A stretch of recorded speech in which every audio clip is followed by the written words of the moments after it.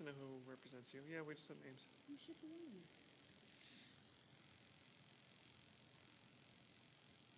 There's names. Good enough. We'll submit our head charts.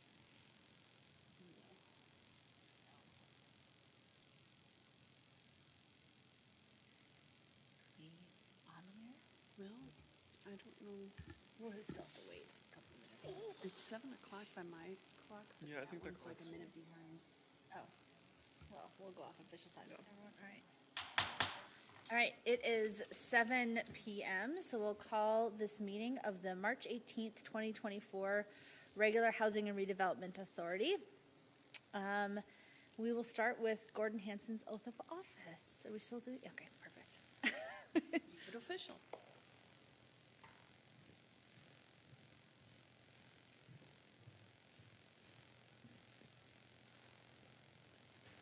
All right, I'll let you be in the mic. As you raise your right hand and repeat after me. I, Gordon Hansen, I, Gordon Hansen, do solemnly swear do solemnly swear that I will support the Constitution of the United States that I will support the Constitution of the United States, and the Constitution of the State of Minnesota, the Constitution of the State of Minnesota, and the Charter and ordinances and the Charter and ordinances of the City of Richfield, of the City of Richfield, and that I will faithfully execute and discharge and I will faithfully execute and discharge the duties of the office the duties of the office of Commissioner of the Housing and Redevelopment Authority of Commissioner of the Housing and Redevelopment Authority of the City of Richfield, of the City of Richfield, according to the law according to the law and to the best of my ability and understanding. and to the best of my ability and understanding. And that's it. All right? Congratulations. Thank you much.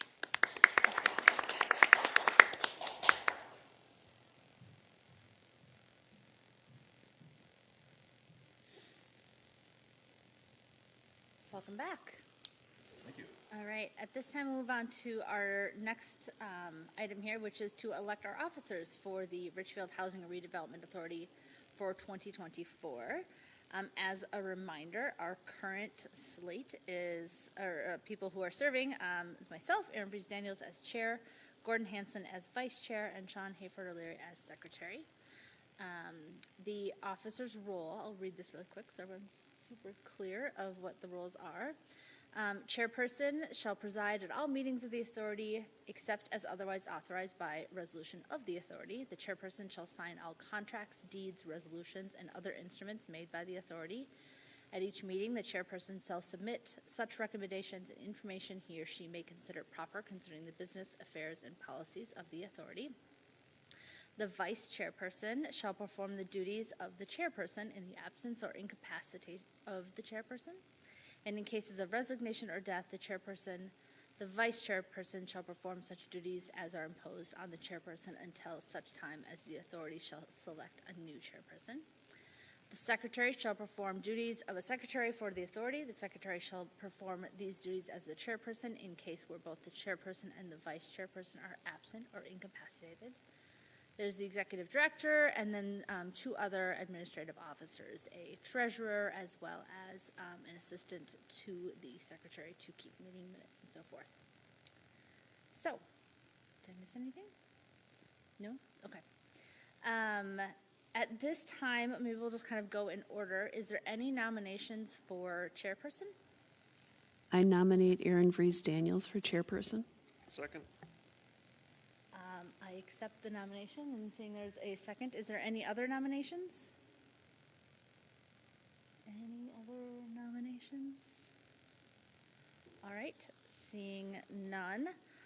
All those in favor, as Erin Breeze Daniels to be chair, say aye. Aye. Aye. Opposed? I have been elected, appointed. Next is vice chair. Is there a motion for recommendation for vice chair? I'll nominate Gordon Hansen for vice chair. Second. I would accept. All right. Is there any other nominations for vice chair? Any other nominations for vice chair? All right. Seeing none. All those in favor of Gordon Hansen being vice chair, say aye. Aye. Aye. Opposed? Congratulations. Mr. Vice Chair. Is there any nominations for secretary? I'll nominate Sean Hayford O'Leary for secretary. I'll second that. Accept. Any other nominations for secretary? Any other nominations for secretary? All right, seeing none. All those in favor of Sean Hayford Leary being our secretary, say aye. Aye. Opposed? Congratulations. Do we need to designate a treasurer and so forth? Normally it's in my packet, but I don't see anything That's for the EDA. for the EDA. Okay. Great. All right. So I think we're done with that. We'll move on to the open forum. Perfect. So the open forum, each speaker is to keep their comment period to 3 minutes to allow sufficient time for others. Comments are an opportunity to address the HRA. Please refer to the HRA agenda and minutes and webpage for additional ways to submit comments. You can call into the open forum by dialing 1-415-655-0001 using webinar access code 2632-548-1687 and password is 1234. Is there anyone here who would like to speak for the open forum? Nope, there's no one in the room. Anybody calling in? All right, well, let us know if someone does. All right, we will move on then to the approval of the minutes for the regular Housing and Redevelopment Authority meeting of February 20th, 2024. Is there a motion for approval? Motion to approve? Is there a second? I'll second. All right, it has been moved and seconded. Any comments, changes? Seeing none, all those in favor say aye. Aye. Opposed? The minutes are approved. All right, moving to item number 1, approval of the agenda. Is there a motion to approve the agenda? So moved. Is there a second? Second? It has been moved and seconded to approve the agenda. Any questions, comments? All right. All those in favor say aye. Aye. Opposed? The agenda is approved. Taking us to item number 2, Assistant Community Development Director Julie Urban. All right, the second item, Chair Rees-Daniels, members of the HRA, is the consent calendar. The consent calendar contains several separate items which are acted upon by the HRA in one motion. Once the consent calendar has been approved, the individual items and recommended actions have also been approved, and no further HRA action on these items is necessary. However, any HRA commissioner may request that an item be removed from the consent calendar and placed on the regular agenda for HRA discussion and action. All items listed on the consent calendar this evening are recommended for approval. There is one item, and that is to consider resolutions designating official depositories for the Housing and Redevelopment Authority for 2024, including the approval of collateral. That ends the consent calendar. Great, thank you.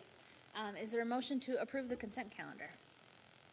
I'll move to approve the consent calendar. Second. It has been moved and seconded. All those in favor say aye. Aye. Opposed? The motion passes. Taking us to item number 4, which is the designation of Community Development Director Melissa Pillman. I'll turn it over to Assistant Community Development Director Julie Urban to talk us through this one. Thank you, Chair Rees-Daniels, members of the HRA. The Housing and Redevelopment Authority bylaws require an executive director to be appointed to conduct regular HRA business. On March 20th, 2023, Community Development Director Melissa Pillman was appointed to serve until the regular HRA meeting in March of 2024. Staff recommends the reappointment of Director Pillman. The HRA bylaws do not stipulate a term for the executive director. Since 2018, this has been done annually, although the reason for the annual consideration is unclear.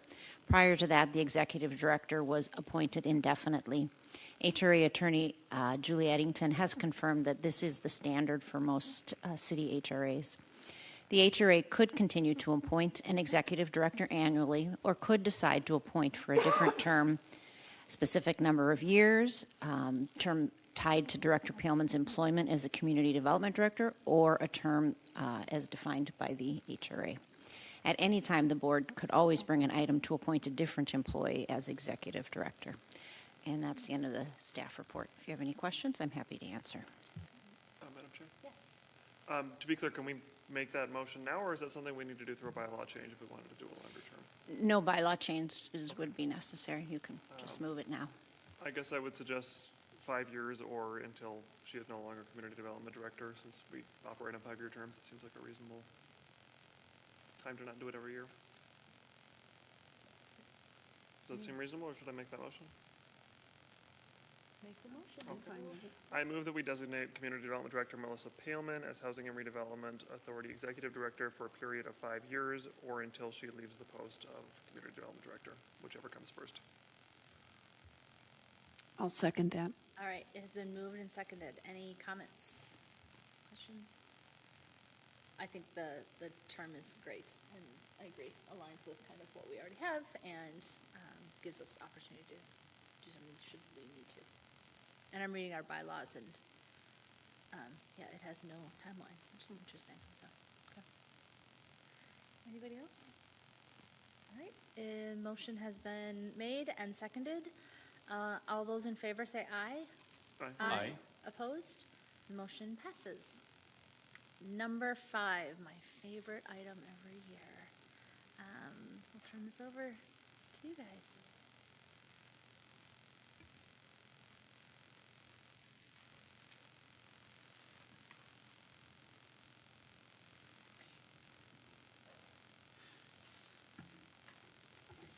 I will say it's also one of our favorite items to present every year and to think about and to prepare and, yeah, to look back on the year and see all that we've accomplished together.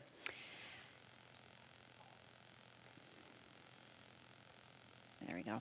We'll start out with just some of the overarching themes that we see from 2023. First of all, in the realm of redevelopment, it continues to be a challenging environment. While we continue to have conversations with folks, interest rates, high cost of labor and materials still remain high in the economy. And while redevelopment is always been difficult, it's just been especially difficult right now.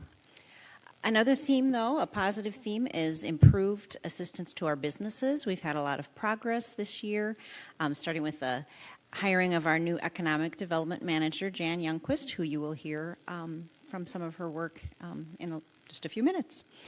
In the affordability news, we'll call it mixed. There's been some positive, with some new funding that is on its way, but yet we still are struggling to get some of those all-affordable developments fully funded and in the ground. And then, you know, we changed this from single-family housing programs to single-family / two-family programs this year, which we'll talk a little bit more about that later, but that these programs continue to be strong to meet our goals as our goals change. And we threw this slide in a couple years ago as a reminder that what we do is about the people we serve. And this is just some numbers from our different programs and the lives that we and you touch with our programs. And with that, I will turn it over to Jan. She's going to do Melissa's part here about redevelopment.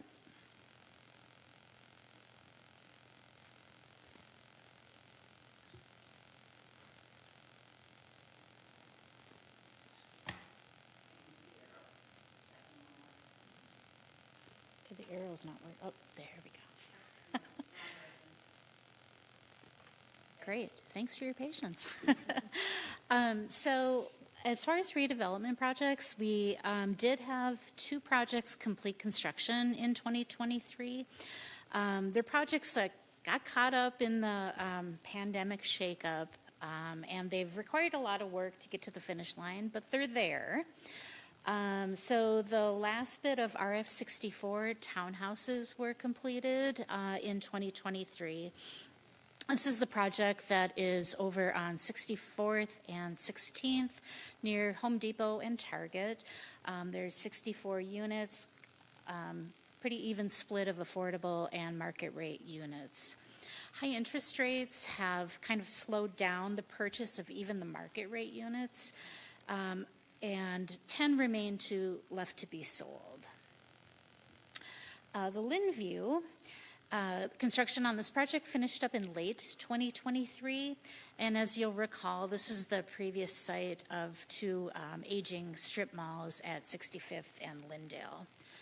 The HRA provided assistance in the form of tax increment as well as a forgivable loan to help pay for infrastructure and to get the larger two-bedroom affordable units for the project. The affordable units leased up immediately. Overall, the building is about 25% leased, and they expect to be fully leased in August of this year. We have a coworker who has a daughter who lives at Lynnview, and she said she loves it. So, and we're hoping to set up a tour for you to see the building this spring. Shifting to projects that are approved but have run into a few challenges. We've got Astor Commons. That is the 38-unit affordable housing development proposed on Portland, just northeast of City Hall here. This is for neurodiverse young adults. They applied for tax credits in 2023, did not receive them, but they will be applying again in July this year. 101 66th Street, this is a project who has gone through a couple of different iterations of names. It was Henley 3 and Emmy. Now we're just referring to it by the address. Excuse me, the project has experienced some delays due to the economy, the high interest rates, high labor costs, high construction costs. The project received extensions to the land use entitlements as well as to the development contract in 2023, but we're hopeful that the project will move forward this year. And then Richfield Flats project, this was proposed at 7700 Pillsbury. This was another affordable project. The developer applied for tax credits in 2023 and did not receive them, and after reevaluating the project, decided not to move forward.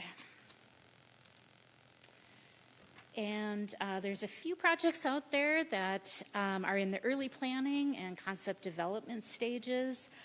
There's the Minnesota Independent College and Community Project over on 76, across from the Best Buy campus, looking at classrooms and some housing. There's the American Legion Veterans Village proposal. They are continuing to evaluate how to potentially move forward with redevelopment of their site.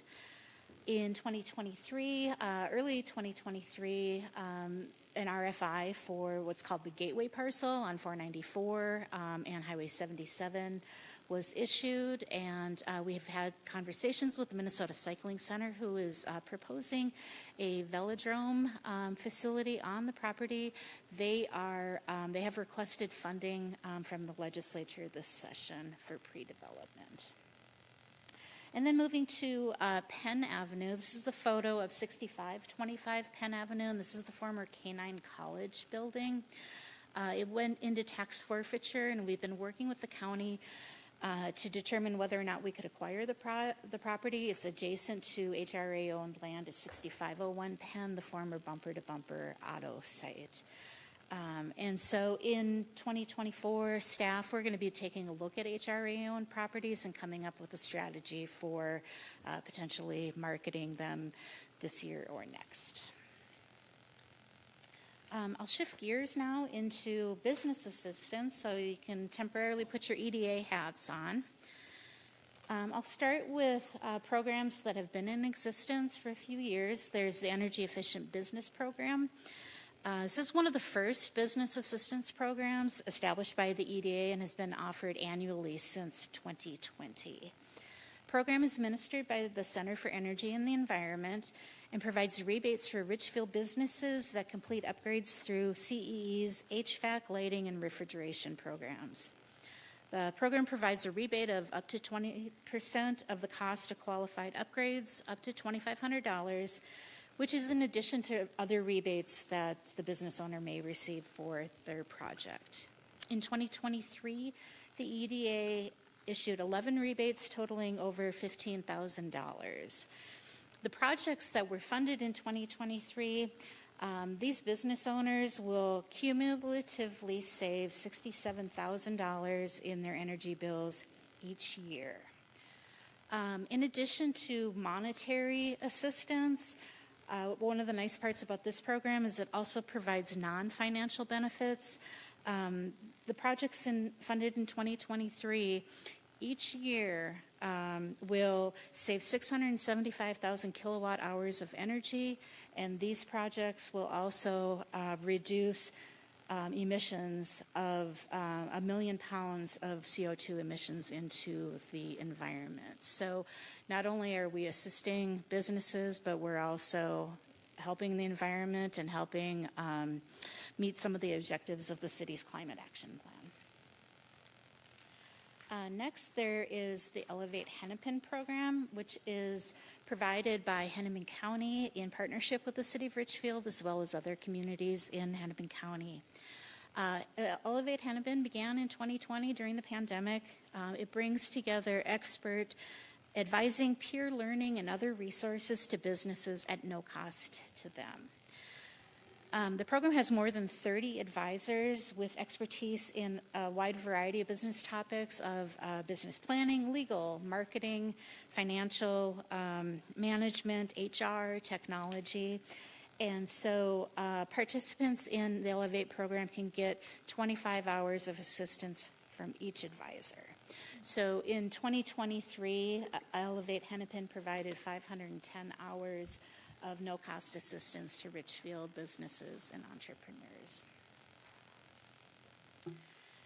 So in addition to these programs in existence, we're starting to gain some traction on business assistance in 2023. During that time, as Julie mentioned, I started the new role of Economic Development Manager. John Stark from Enduring Cities prepared and presented the Business Assistance Analysis Report earlier this year that'll set the stage for the work that we'll be doing. The business subsidy policy, which had last been revised in 2002, was updated in order to reflect changes in state statute. The EDA adopted the Small Business SAC Assistance Program to help new businesses launch by providing financial assistance to help offset the costs of connecting to the regional sewer system. And we also launched the Richfield Business Bulletin e-newsletter. It's a quarterly newsletter with information about resources, programs, and events for businesses. As of today, the newsletter has 240 subscribers. If you haven't signed up, please do. You can do that on the city's website where it says sign up for city news, and just make sure to check Richfield Business Bulletin. So with that, I'll hand it back to Julie.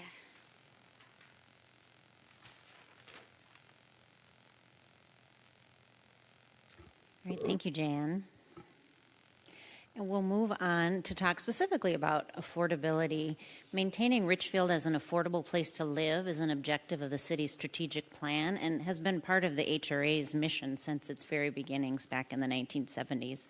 The HRA formalized and ramped up this commitment to affordability when it adopted the inclusionary housing policy in 2019. So I'd like to report on that policy and the progress we're making. Unfortunately, the totals actually went down a little bit because while Astor Commons was added to the approved list, Richfield Flats was removed. So as we mentioned in our theme, in terms of affordable housing, we have both good news and bad news from this year. The good news is we received a couple of grants, one for Woodlawn Terrace from the Metropolitan Council, $192,000 to help bring in some larger new units to that park so that we can have some family housing that's affordable in our one and only manufactured home park here in the community. Astor Commons, which you've now heard us mention several times, also received $1 million grant from the Metropolitan Council because of its transit-oriented because it is transit-oriented with the D-line station right out in front.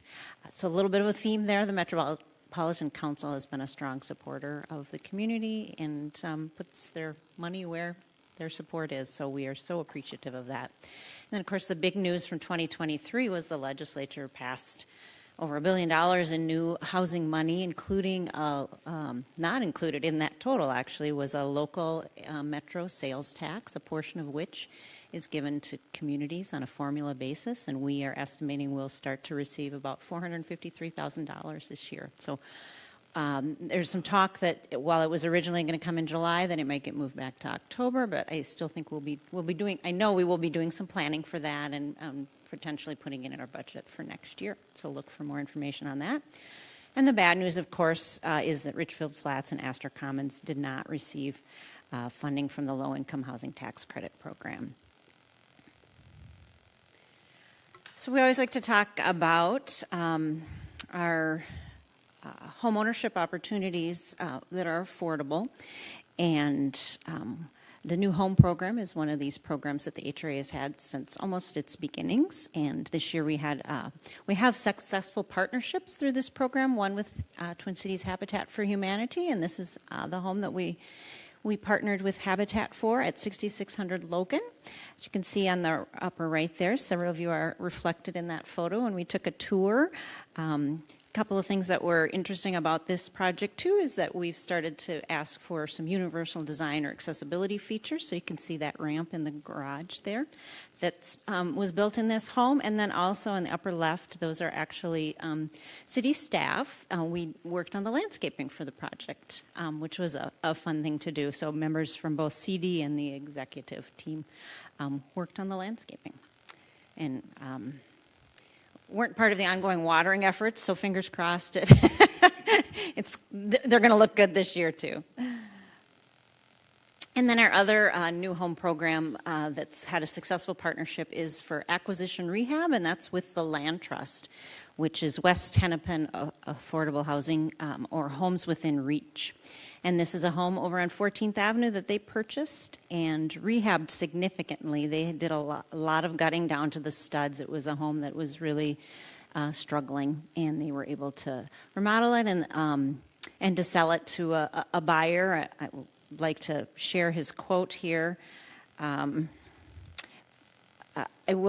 Should mention the Land Trust, as you probably remember or know, is that is affordable because the Land Trust maintains the ownership of the land itself, and so we're only selling the structure. And that way we get an affordable property, and we also get it for 99 years. And so we're investing in long-term affordability, which is what we really like to do whenever possible. But the quote from the new homeowner: "When I found out about Homes Within Reach after unsuccessfully looking for a home that I could afford, I was ecstatic. They helped me all along the way through a lengthy process and enabled me to finally own a home. I am happy and grateful that I was given this opportunity from all the people in Homes Within Reach. Thank you." And that thank you extends to you, since we help support them. So we also like to and we have programs for the renters in our community. We have an apartment remodeling loan program, which is actually funded through the Economic Development Authority. This year we did just one apartment loan and one single family rental loan. We had a couple other applicants that did not follow through for various reasons, so I think that was unusual, and we hope to get more of that funding out the door this year. We did change the guidelines this year, adding energy efficiency and accessibility incentives, and then also we made it permanent that single family and duplex rentals could apply for funds starting in August each year if funds are available. The money here is going to a lot of the basics, so it's maybe not a sexy sounding program, lots not of new exciting pictures, but it really is helping us to preserve a core part of our community, which are these apartment buildings and by extension these rental housing properties as well. In 2024, you'll see in the EDA agenda, we are going to switch to have CEE administer these loans. We just don't have the staff capacity right now, and I also think that partnership will help to encourage the energy efficiency piece, which we see, again, saving energy, but also increasing affordability. Then our rental assistance programs, our Housing Choice Voucher Program, also known as Section 8. We issued 35 new vouchers this year. We have a little over 350 voucher holders, and we locally administer that program, which again we've done from almost the beginning of the HRA, and I think it just really provides great assistance to both our families as well as our apartment managers, and we just have a really great team working on that. And then our Kids at Home program is, of course, our beloved local rent assistance program, and we have 24 families right now, including 7 new families that started just recently at the beginning of the year, were accepted at the end of last year. And that, of course, is a successful program in lots of ways. It also includes a support program called Parent Share that attendees attend once a month, and they talk about wellness and finances and parenting and create a community and build leadership, I think, is an unintended consequences that we've discovered, is that a lot of these folks end up being leaders when they leave the program. So another thing that happened in 2023 is that we expanded it to allow for families who live in the Upper Post development over at Fort Snelling, and I believe we have one family that lives over there and is part of the program now.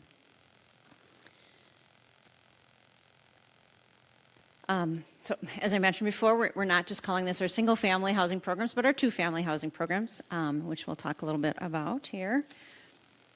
So another program we're super proud of is our first-time homebuyer program. Last year we made 11 loans in this environment of high housing prices and high interest rates. These are some committed home buyers who want to be homeowners, and they found homes and made it work with the help of your assistance. As you know, one of the goals, the overall goal of this program when we started it, was really to expand home ownership opportunities for all, including people who have been historically kept out of the market, and that's our Black, Indigenous, and other people of color households. And overall, our program has just been super successful, with 79% have gone to BIPOC households, 79% with children, 6% to households with a member with a disability, and 38% of the loan recipients have been Richfield renters. So a super great program we're very proud of. Some of the home maintenance programs that we have, we like to direct them towards a variety of income levels. Our deferred loan is sort of the first. It's more of a maintenance program to folks with more limited incomes, and it really is the basics for keeping our housing stock maintained.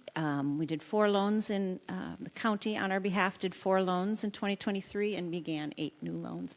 As you know, there's a long waiting list for this program, and we're talking now about ways that we can kind of address that waiting list and get more money out there, and there's more to come on that. And the Fix-Up Fund, that is something that CEE administers for us, and you write down the interest rate to just 3%, which is a big deal right now in this climate. And last year it was a little bit slower with just 4 loans. We're already out of money this year, so which I'll be working on at budget time to see if we can't keep some money in that program, because it isn't just maintenance, but it helps folks with a more limited income do things like redo their bathrooms or things that really are necessary. They're really but they're a little beyond maintenance, but so it's been a good program. And then finally, our transformation loan program. We did 6 loans last year, and the big news was, of course, that money was gone in February. Went really fast. Several of them were big projects, really great projects, and I'm just going to feature one here. I'll just let the pictures speak for themselves. You can see that typical Richfield kitchen there, and they opened it up, and they, it's beautiful. This was a home that was featured on our home tour, so maybe some of you got a chance to see it. And then our Richfield Rediscovered program is, of course, our new construction, market rate construction program that's been around since the early 1990s and was, really about expanding housing choice and diversity in the community and allowing folks to have an opportunity to build new, so they maybe stay in the community when people want that choice. And we've done over 150 homes, I believe we're up to now. But this is the one that was completed this year over at almost 67th and Logan Avenue. It's actually a single-level home, which is unusual, although the main level, or the lower level does open out, so it feels like a walkout, I guess. But anyway, a little bit unique. It fits in really well, I think, design-wise with the neighborhood. And then the other exciting thing we did was to sort of reorient this program. we are focusing it a little bit more on some of our newer goals in the community, things like energy efficiency and accessibility, duplexes and ADUs, accessory dwelling units. And so we added some incentives and some really requirements to the program to try to encourage that. And as part of that, we accepted 2 duplex proposals in 2023 for lots we have on Newton Avenue and 14th Avenue. And those are there. We hope those will get started this spring, fingers crossed. But that was, of course, done in response to the council adopting a new ordinance to encourage missing middle housing or to allow duplexes as a matter of right in the community. So an example of how the council and its goals and the HRA really partner together to work together. You are a tool and for the council to meet its goals, right? That's one of our main goals, right? Or objectives. So some of our other kind of miscellaneous programs, we have those resource programs for homeowners, architectural and remodeling advisors. Those numbers were down a little bit last year with 34 visits. You have a loan portfolio. You are a lender. We have made almost 900 loans since the beginning of the HRA, and a little over 300 of those are still active loans. But we did have 5 get paid off this year, as well as 6 that matured or were forgiven. So you've been around a long time doing loans, and that's what happens. After 30 years, they get forgiven, and those happen every year now. So, and then finally, the Home Energy Squad is another program where we write down the cost of having energy audits and visits for homeowners, and that number went up for the first time since the pandemic to about 82 visits. So that was good to see. That had slowed down. And then finally, in the housing world, the home tour returned this fall, which also was exciting post-pandemic news. It was a very successful tour. We had 6 remodeled homes and 1 absolutely amazing garden on the tour, a self-guided tour, and we had over 350 folks attend the tour. So, and one of my favorite pictures there of Merle Wagard, who was a co-host at one of the houses where I was volunteering. So. It was a fun day. And then finally, here's our team, the HRA and EDA team. And you may notice as you look at this, and I think it's sort of fitting since March is Women's History Month, that we are now an all-women crew. It's not intentional. We actually had 1 male, and he retired at the end of the year. So, and his replacement is female. So this is your team that works hard every day, and we are just really grateful for them and all the work that they do, and thank you for the support that you give to all of us every day. And just finally, looking ahead to this year, we'll report more on it next year, but it is our 50th anniversary. It is your 50th anniversary come September. So more to come on that. We'll do something to celebrate. So. And that's what we have, and thank you for a great year, and we look forward to more to come this year. Thank you for a great year. Yeah. Anybody, are we good with questions or comments? Of course, Anybody yes. have any? Go ahead. Well, first of all, thank you, because it's always fun to see all of the progress and all the work that their team has done. So yay to the whole department, and thank you. Is this going to get posted on our website so that people can access it? Yes, we will post it. Exactly. Latanya will be on it tomorrow morning, I'm guessing. Excellent. Anyone else? Go ahead. Yeah, we'll share that thanks. It is great to see this, especially some of the stuff that isn't always top of mind for me. Those programs that happen between staff and residents that are important to the residents, but they're not things that we necessarily see firsthand, like the Section 8 work.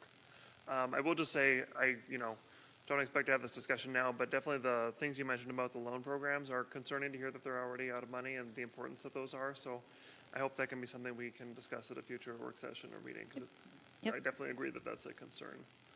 One thing just for context on that I was curious about, is the budget based on how much is lent out, or is the budget based on how much we're subsidizing interest? Like, does our money go less far now that market interest rates are higher? With the fix-up fund interest Yeah. rate, yes, definitely. There was a year where interest rates got so low that we weren't spending any of the money.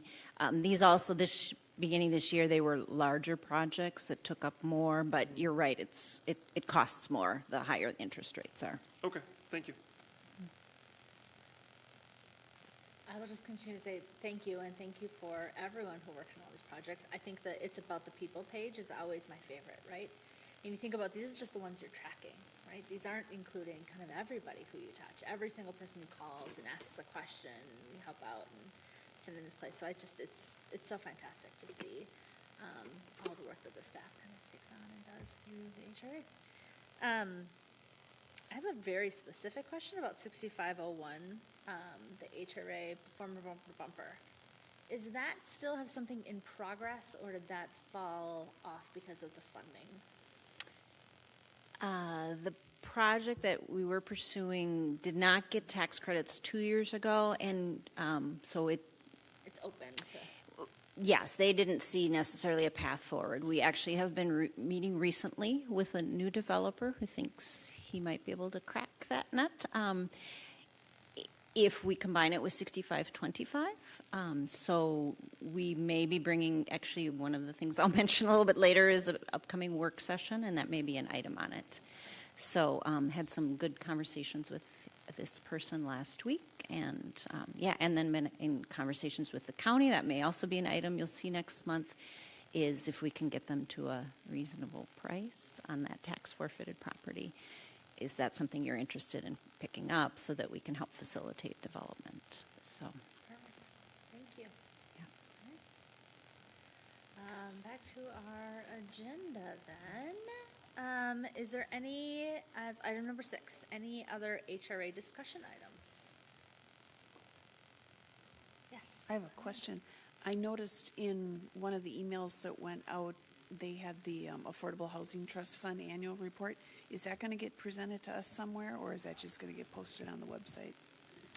I wasn't planning on presenting, but we certainly could and share, make sure you get it. I don't know how many of you read that city manager's report, but Yeah, even if you could I- just send it out to us, because it was really interesting reading. And I Yeah. don't know if the non-council members get to see that or not. yeah, I will, yes. I, Latanya, will make sure to send that out to you. Excellent. Thanks, everyone. All right, item number 7, Executive Director's Reports. Yes, and I had 2 items, and what did I do with them? Here we go. Just the forecasting that we will have a work session in April.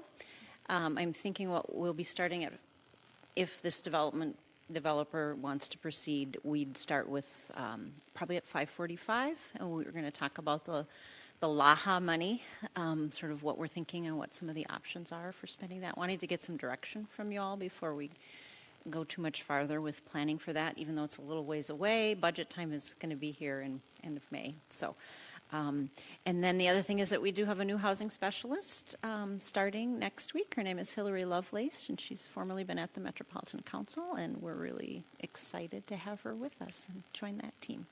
Excellent. And that's the end of my report. Great, thank you. Taking us to item number 8, claims. Is there a motion to approve claims? Motion to approve? Second? It has been moved and seconded. Any comments, questions, concerns on claims? Seeing none, all those in favor say aye.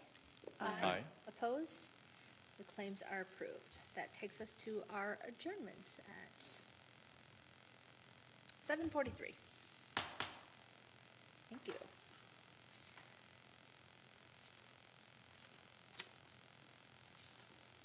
All right. Everyone ready for the EDA? 2 breaths and all right. I will call the Economic Development Authority meeting of March 18th, 2024. It is 7:43 p.m. And we will start with Gordon Hansen's oath of office. Deja vu? You guys are getting your steps in today, back and forth.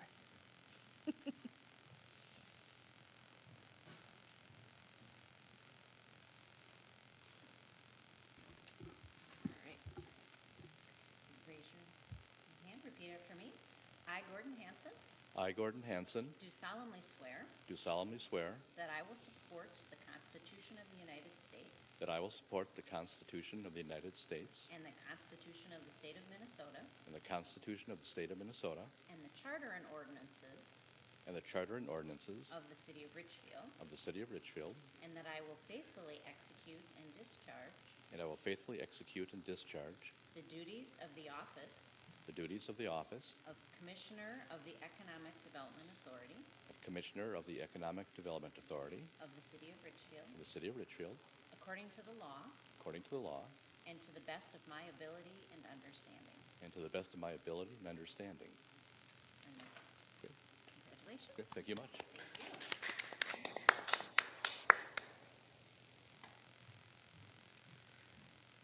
All right, our next item is the election of officers for the Richfield Economic Development Authority. As a reminder, for 2023, I, Aaron Reese Daniels, served as president, Gordon Hanson as vice president, Sean Hayford Leary as treasurer, Dustin Leslie as secretary, who's not required to be an EDA commissioner, and Kumund Verma, am I saying Kumund? Kumud, thank you, Verma, assistant treasurer as well. So is there a nomination for president? I'll move to nominate Aaron Vries Daniels as president. Second. I accept that nomination. Is there any other nominations for president? Any other nominations for president? Right. Seeing none, all those in favor say aye. Aye. Aye. Opposed? That has passed. Is there nominations for vice president?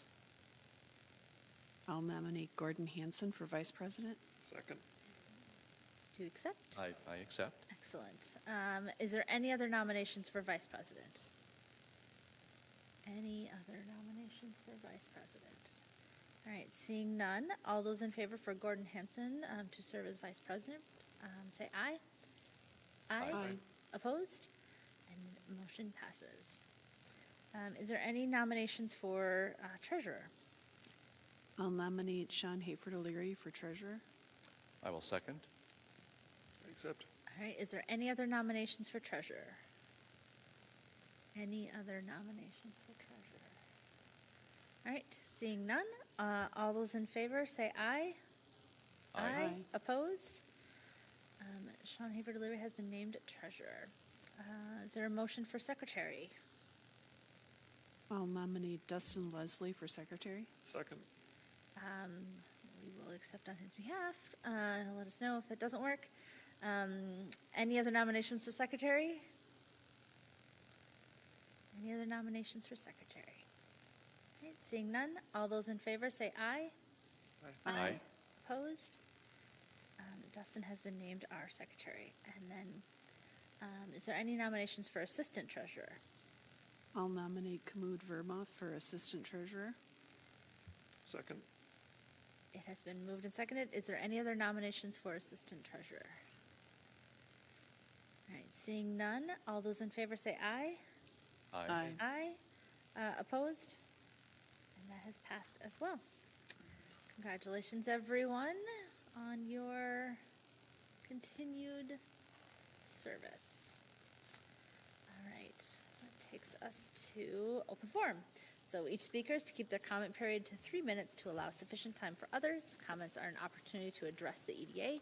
Please refer to the EDA agenda and minutes webpage for additional ways to submit comments. Call into the open forum by dialing 1-415-655-0001 using webinar access code 2632-548-1687 and password 1234. Is there anybody here wanting to speak at the open forum? No one in the room? Anyone on the phone? Someday someone's going to call. All right. We'll take this then to approval of the minutes of the regular Economic Development Authority meeting of February 20th, 2024. Is there a motion for approval of the minutes? Motion to approve? Second. It's been moved and seconded. Any comments, challenges, questions? Seeing none, all those in favor to approve the minutes say aye. Aye. Opposed? The meeting's minutes have been approved. We are going to do our presentation hopefully next EDA, as Elevate Hennepin could not make it tonight. So I will take that to approval of the agenda, with the change being we will not have a presentation tonight. It's above our agenda, but nonetheless. Is there any other changes to the agenda? I move that we approve the agenda with the absence of item 1. Great, thank you. Second. It's been moved and seconded. Any other comments? All right, seeing none. All those in favor say aye. Aye. Aye. Opposed? Hearing none. The agenda has been approved. Item number 3, our consent calendar. And I think you're still the Assistant Community Development Director, Julie Urban, but maybe you have a new title with this one. Thank you, President Reese Daniels and members of the EDA. The consent calendar contains several separate items which are acted upon by the EDA in one motion. Once the consent calendar has been approved, the individual items and recommended actions have also been approved, and no further EDA action on these items is necessary. Any EDA commissioner may request that an item be removed from the consent calendar and placed on the regular agenda for EDA discussion and action. All items listed on the consent calendar tonight are recommended for approval. There are 2 items, the first being consider resolutions designating official depositories for the Economic Development Authority for 2024, including the approval of collateral. And the second item is consideration of an agreement with the Center for Energy and Environment to administer the apartment remodeling program. This ends the consent calendar. Thank you. Is there a motion to approve the calendar? Is there anything anybody wants removed? I'll move to approve the consent calendar items. Second. Second. It's been moved and seconded. Once you fight over who seconded. I believe I heard Commissioner Hayfield first. All right, all those in favor say aye. Aye. Opposed? The consent calendar has been approved. All right, number 5. Item number 5. Thank you, President Reese Daniels, members of the EDA. The EDA bylaws require an executive director to be appointed to conduct regular EDA business. On March 20th of 2023, Community Development Director Melissa Paleman was appointed as the executive director until the regular EDA meeting in March 2024. Staff recommends the reappointment of Director Paleman. The EDA bylaws do not stipulate a term for the executive director. Since 2018, this has been done annually, although the reason for the annual consideration is unclear.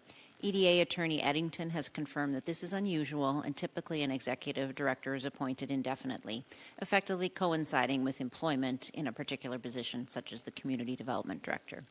The ADA could continue to appoint an executive director annually, or could decide to appoint for a different term. For example, a specific number of years, or tied to Director Paleman's employment as a Community Development Director, or another term determined by the EDA. At any time, the board could always bring an item to appoint a different employee as executive director. That is the end of the staff report. I'm happy to answer any questions. Great, thank you. Is there a motion? I move that we appoint Melissa Paleman as executive director of the EDA for a period of 5 years or the end of her current employment, whichever comes first. Second. It has been moved and seconded. Is there any other discussion, comments? All right, seeing none, all those in favor say aye. Aye. Opposed? The motion has been approved.